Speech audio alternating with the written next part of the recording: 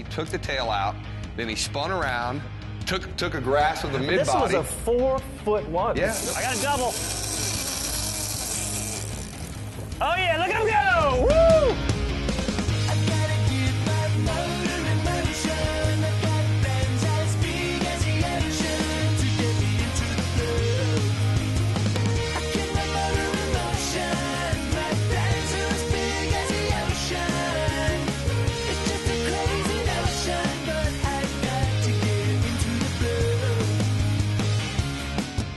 The Blue, presented by Yellowfin, with Captain Scott Walker and Captain Steve Rodger.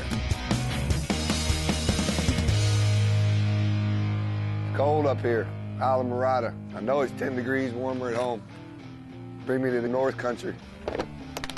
Yak, yak, yak. I got you to come all the way up here, 50 miles in a straight line, probably 15. It was freezing cold. Oh, yeah. The second coldest event it was some in, record in 1 year. Yeah, there was some record temperatures. January this year was the coldest winter we've had in 30 documented years. Yeah. And 11 months later, it's colder. Yeah. So that was tough. That water temperature was 52 degrees. We were bundled up with everything we had. Yeah, we're actually on the Gulf side, up here in Islamorada at the Worldwide Sportsman. It's on the bay.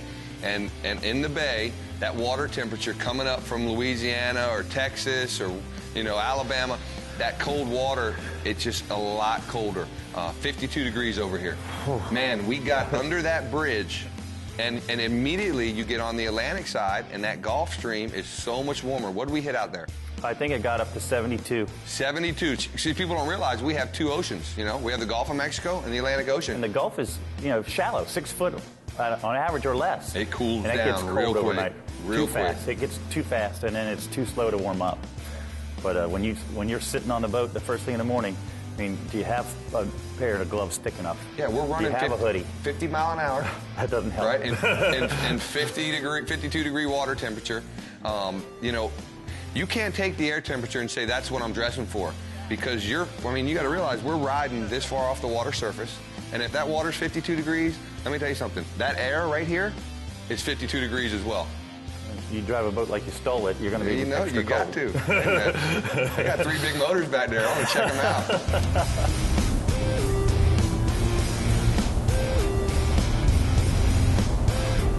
Walker, you had to set up, dude, again. I've been catching bait for 2 months. Had it prepared for us. Yeah, I've had, 600 baits, been feeding them for 30 days. All my tournament stuff, wouldn't be, no hair off my nose. It'd take a couple dozen for us. Yeah. But the cold water killed them all. What happens in those canals? It just gets so cold. I have good flow, but when the water gets anything below 55, they start getting really wiggy. And then when it hits below 53, the next morning they're gone. They just can't survive. So in the natural environment, that water temperature gets below 55. They go down deep, they go offshore, they find warm water. And when you have them caged up inside, they can't escape and they die.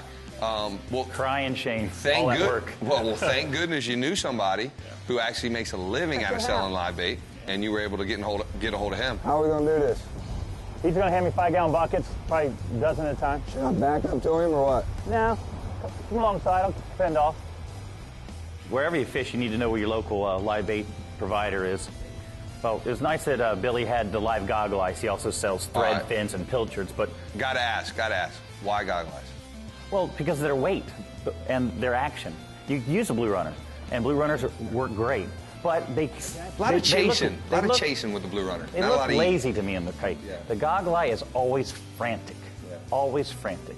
Yeah. And well, because he's a night fish, and you got him out there in the middle of the day, hanging from a string. Perhaps that's it. Hanging from a string, I'd be frantic too. Sees them, it's not the first time they've ever seen a goggle eye, I can tell you that. Right, of course. They're not piling on those things because they're just curious. So basically, it's the action of that goggle eye. He's always moving. Weight, when you put that long kite bait is 75 to 150 feet away, with that much line going up and going down, and the wind, 50-knot wind, the belly and the line can start to lift them up.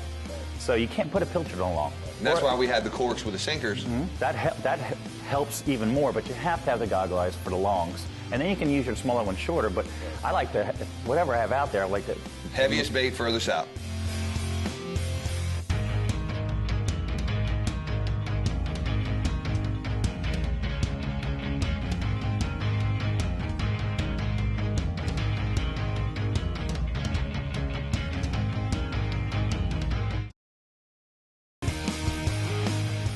the Blue, presented by Yellowfin, is brought to you by Yellowfin, only in a Yellowfin. Simrad and the brilliant award-winning NSE multifunction display. By Mercury Marine. King Sailfish mounts for that once-in-a-lifetime catch. By Costa Sunglasses, see what's out there. And by Steve Rodger's Spear One Charters, Key West, Florida. Scott Walker's Tailwalker Charters, Duck Key, Florida. Under Armour, and Plano.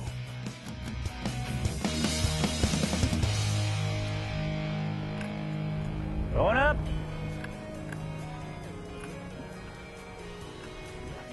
Putting the two kites up with just two of us was a lot of work. I know it's a lot easier just to throw scoop filters out and prospect with the bait. We had the tridents holding 3 rods where one guy can monitor them, keep the corks right where at eye level, the bait right on the surface, motorboating the whole time. And when he goes down and gets lazy, you got to keep him on the surface struggling. That sends out a signal that is just come and get it. That's the nicest thing about the fact that we were able to do what we do was because of the fact that all 3 rods were right here. You know, so I can handle all 3 without having to move around too much. Said, you know, I don't think this boat has enough rod holders to do this. And you were imagining 6 of them laid out on them. But then when I brought the tridents, I said, oh, there you go. We can move that to just a few rod holders and, you know, have them all 3 together. You're watching your long and you're adjusting your short. Yeah. And bam, bam, bam, bam, bam. Very, very nice. That makes it great, you know.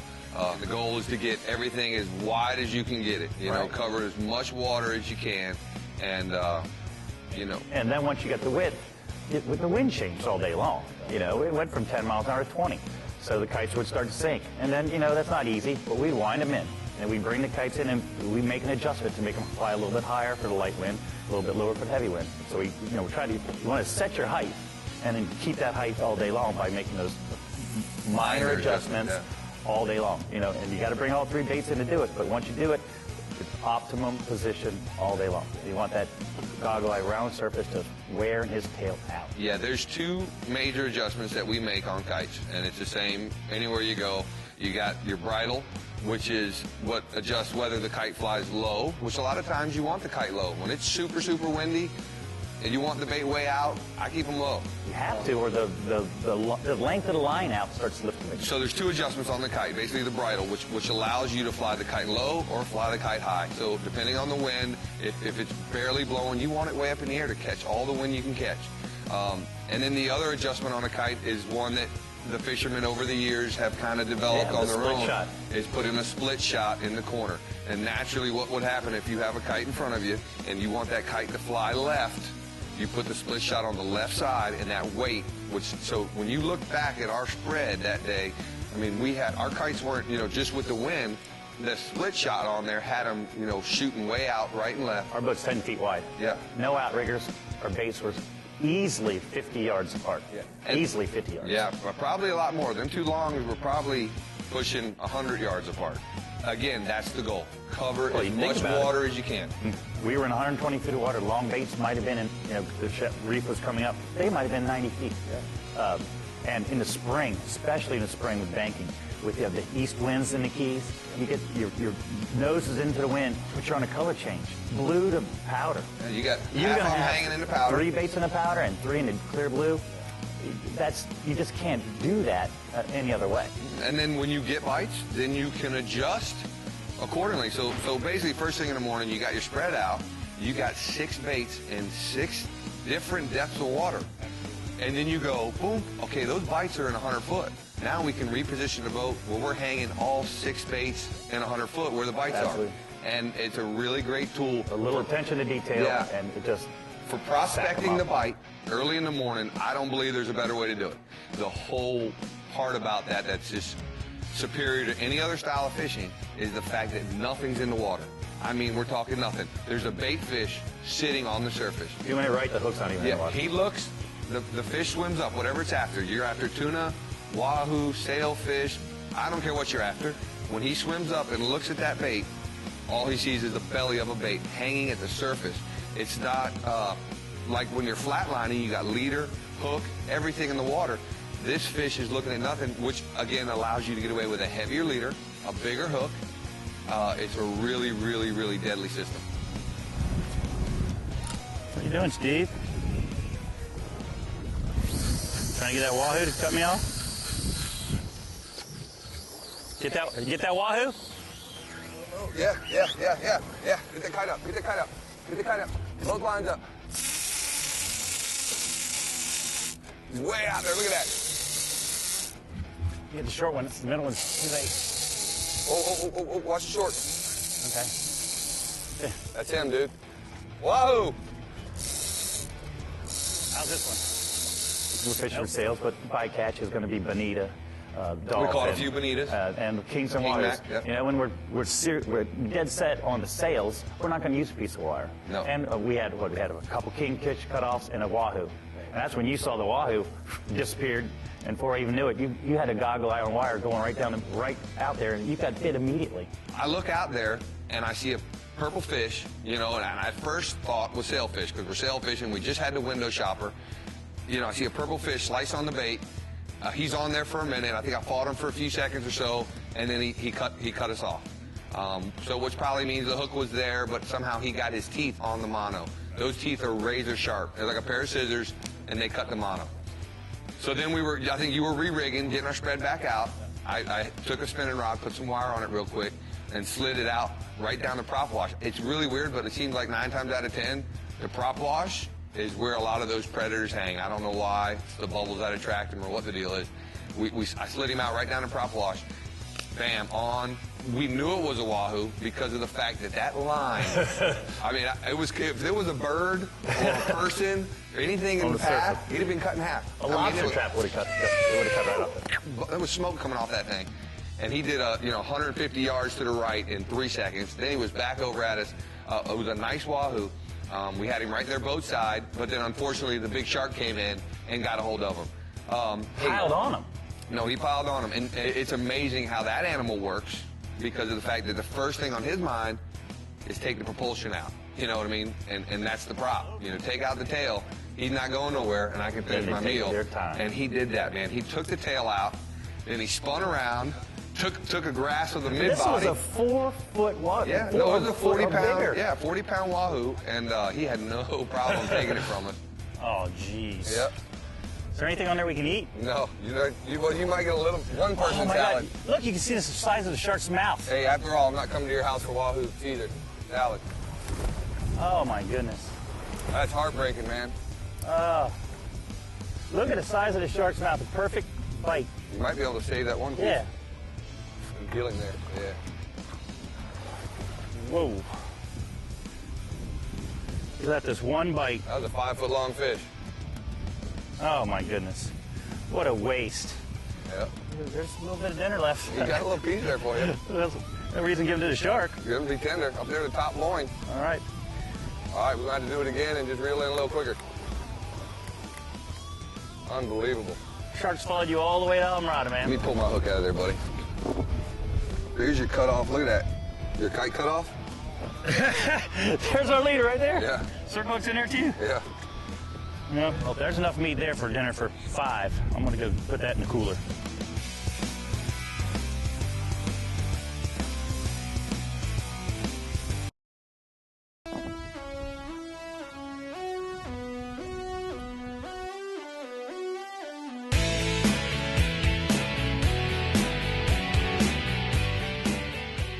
Islamorada is such a really interesting area in that you have a variety of fishing that you can do there. You can go interior to the Everglades National Park and do everything from brackish to completely freshwater stuff for bass.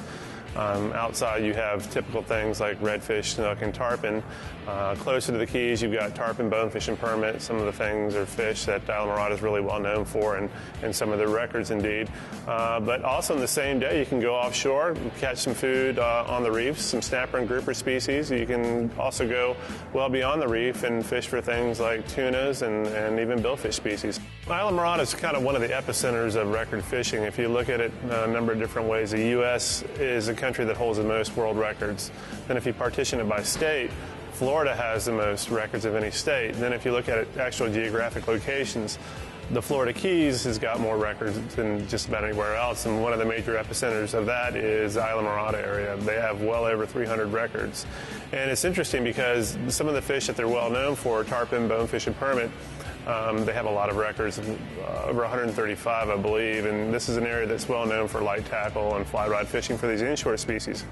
But there are also numerous records for offshore species such as tunas, longbill spearfish, and reef-associated fish like snappers and groupers as well. So it's a place that you can do some inshore fishing in the morning and then go offshore and catch some offshore fish in the evening, or vice versa, whatever you like.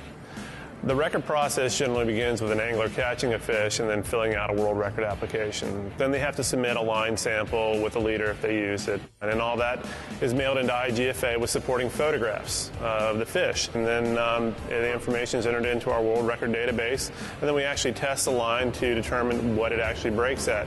We don't take the angler's word for it if they were using 12-pound test or 20-pound test. We actually break the line ourselves on a material assessor to see what the true breaking strength is. Tarpon is a fish that's really esteemed by anglers. It doesn't matter if you fish from with spinning rod or fly rod. It's just a really iconic fish. And Islamorada is just a big place to fish for them during May and June. There are tournaments virtually weekly. And there's some really well-established tournaments like the Gold Cup and the Don Holly. These are tournaments that have been around for a long time and really attract the best anglers in the world. Probably the fish that Islamorada is most known for is bonefish. Bonefish is actually a species that you can fish in a variety of locations around the world, and it's becoming more popular in different areas around the world. But there's really nowhere else where you can catch fish the size of which you can find in Islamorada.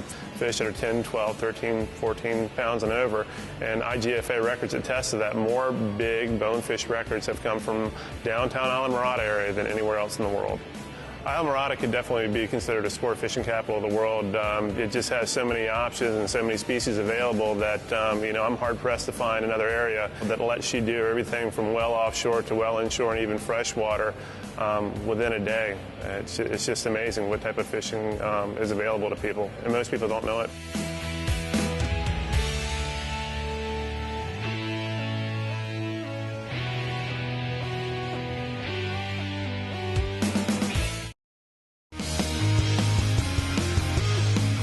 Into the Blue, presented by Yellowfin, is brought to you by Yeti Coolers, wildly stronger, keep ice longer. Islamorada, sport fishing capital of the world. By Okuma Fishing Tackle, there's no stopping Okuma. Bass Pro Shops, your adventure starts here. And Staybill, for everyday protection against the damaging effects of ethanol.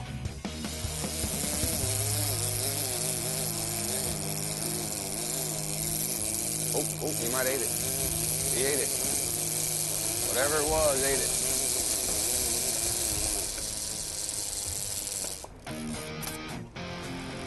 I got sailfish middle kite, just piled on me. He's chasing it, chasing a gog, chasing it. There he goes, he got a good bite. Double header, one on the long here.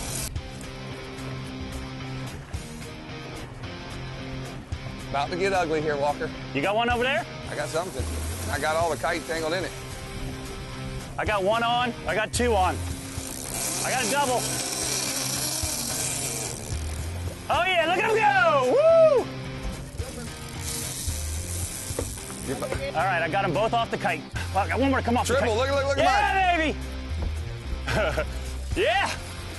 Hey, oh, they're jumping everywhere. Hey, listen. Islamorada. Hey, Walker. Islamorada. 1 for 6, got 3, I'll take it. Listen, we're gonna have to get off the anchor too, because relax. We got to fly some kites, which I really, really wanted to do with you. That's your specialty. That's what you do. If you're gonna do it right. Yeah, that's what you do. And we might try to fly a kite with 2 baits, and it's just an added thing to do for us. A little bonus. Yeah. Where you guys, it's what you do. It's all you do. You put 6 baits out there, and it was a treat for me to learn how you keep that mess from happening. Well, you need more guys than 2 to do it all day, day in and day out. But I just wanted to get you an idea of how much space you can cover with 6 baits out, just like that. We could have put more, but we were just underhanded for any more than 6. Perfect. Beautiful. Oh my, look at the head on this thing. Oh. That's a big sailfish, buddy. Here, I got scissors. Oh. Got him. Big fish, man. That's a chunk eater. Yeah. Got the tag in there. That is awesome. Oh yeah, I still gotta go get my fish. I know. Ready? Yep, go. Here we go. If you want to reload the tag stick, they're in the top of the tackle box. Okay. Come on.